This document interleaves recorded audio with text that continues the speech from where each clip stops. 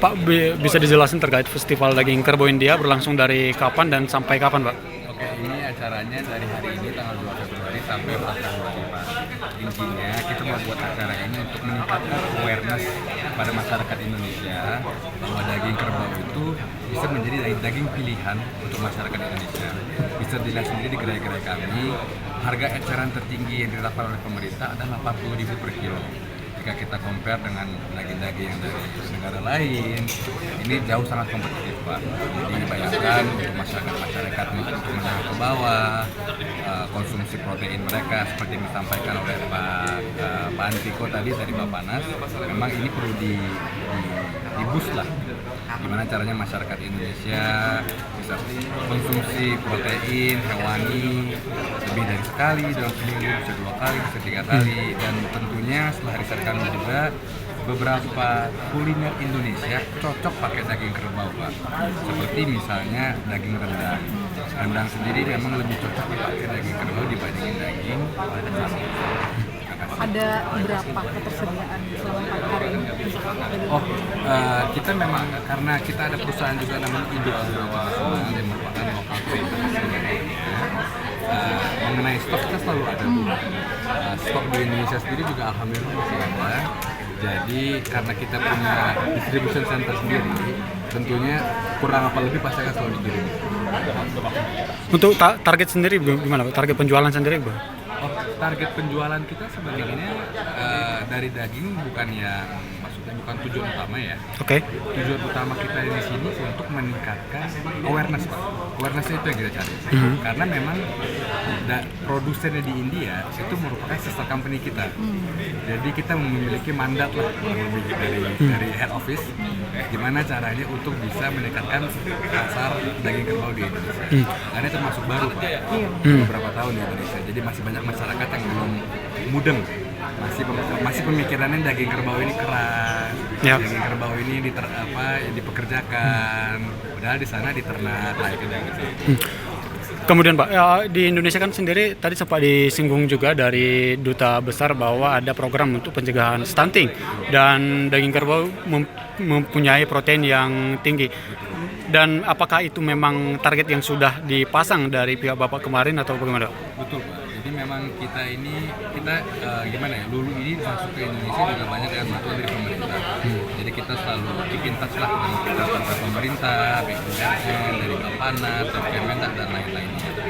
Jadi memang dengan meningkatnya demand di Indonesia untuk program-program strategi ini dan meningkatnya juga produksi di India, ini momen yang pas, Pak. Jadi kita bisa ekspor lebih banyak ke Indonesia untuk memenuhi kebutuhan masyarakat Indonesia, sembari ya distribusi pada masyarakat terpenuhi, Pak. Jadi alhamdulillah ini sinkron jadinya. Dan kita kan di sini memang di Indonesia ada supplier-supplier yang lain. Yang membedakan dulu ini investasi juga, Pak, di Indonesia.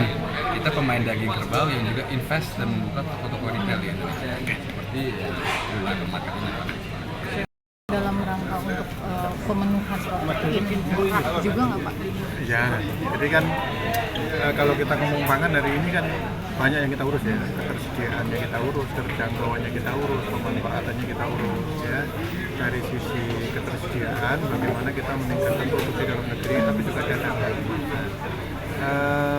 Daging ini termasuk yang produksi dalam negerinya kita masih kurang, sehingga ditopang dengan impor. Dari sisi pemanfaatan juga kita isi, artinya yang sudah tersedia dan terjangkau itu dapat dimanfaatkan. Nah, dari sisi pemanfaatan sebenarnya kita menghitung ini ada undangan spesial itu sumbernya banyak. untuk menikmati hidangan yang berbahan daging kerbau. Itu ada daging sapi, ada daging kerbau, kemudian daging kambing dan sebagainya. Nah, kita ini dagingan itu protein banyak disupport dari ikan. Setelah itu baru ayam, setelah itu telur, baru daging. Kenapa daging Indonesia menempati urutan yang cepat? Karena memang harganya masih mahal untuk kelompok masyarakat bawah apalagi ya. Sehingga kalau ada upaya bagaimana menyediakan daging dengan harga murah di masyarakat, itu kita apresiasi. Agar apa? Agar setiap individu di Indonesia dapat hidup sehat aktif, termasuk yang dilakukan oleh dulu dalam rangka mendatangkan daging kerbau yang harganya murah dan masih dijangkau oleh masyarakat. Pak, tadi ketersediaan pangan, ketersediaan daging di Indonesia itu tadi kan dulu ada 100.000, terus Ya. Jadi kita masih membutuhkan pasokan impor antara 130, 260 sampai sekitar 300.000 itu untuk memenuhi antara produksi dengan konsumsi kita. Ya. 300.000 ton ya? Tahun ini mungkin 300.000 ya. Ton. Itu bisa dipenuhi dari daging kerbau, bisa dipenuhi dari daging sapi. Tapi yang paling penting sebenarnya bagaimana kita meningkatkan produksi dalam negeri. Ya, tadi saya sampaikan di sini, kita tidak boleh terus tergantung kepada impor. Jadi upaya untuk meningkatkan produksi daging nasional harus kita genjot. Jadi kerbau pun kita sebenarnya kan bisa budidaya di Kalimantan ada, di Sumatera ada, di Sulawesi ada. Itu bisa kita kerjakan ya dalam rangka untuk mengurangi impor, dan meningkatkan produksi dalam negeri. Ya. Pak, untuk harga sendiri kan ini kan 80.000 ya Pak, dan pemerintah kan harus menjaga stabilitas harga juga Pak ya. Apakah akan ada pembatasan nantinya atau bagaimana Pak dengan harga 80.000 ini? Ini jadi begini, di satu sisi kita ingin meningkatkan konsumsi daging. Ya. Masyarakat kita bisa mengakses daging dengan harga terjangkau di satu sisi. Tapi di sisi lain kita juga harus meningkatkan produksi dalam negeri. Harga daging kerbau sekarang 80, harga daging sapi itu 130, 130. Nah, preferensi masyarakat dalam mengkonsumsi daging kerbau sekarang sudah mulai membaik karena memang sudah tidak lagi menganggap daging kerbau itu nomor 2. Ini harus kita waspadai. Cara mewaspadainya bagaimana? Dengan cara tadi itu. Jadi produksi dalam negeri kita tingkatkan, ya. Kemudian konsumsi produk daging dari produksi dalam negeri kita tingkatkan dengan meningkatkan produksi. Nah, begitu produksinya meningkat, kita harapkan harganya bisa semakin kompetitif ya. Okay. Ini penting ya. Jangan sampai nanti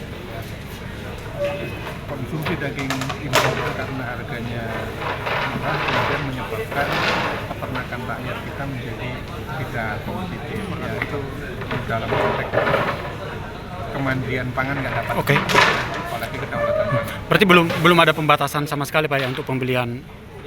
Oh belum. Kalau ini kan masih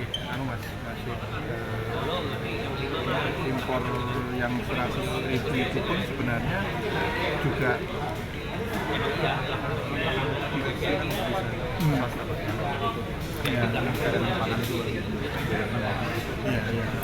Pak, Pak terakhir Pak, untuk kualitasnya sendiri ini kan daging impor Pak ya, dari pemerintah untuk menjaga kualitasnya ini kan karantina atau bagaimana Pak?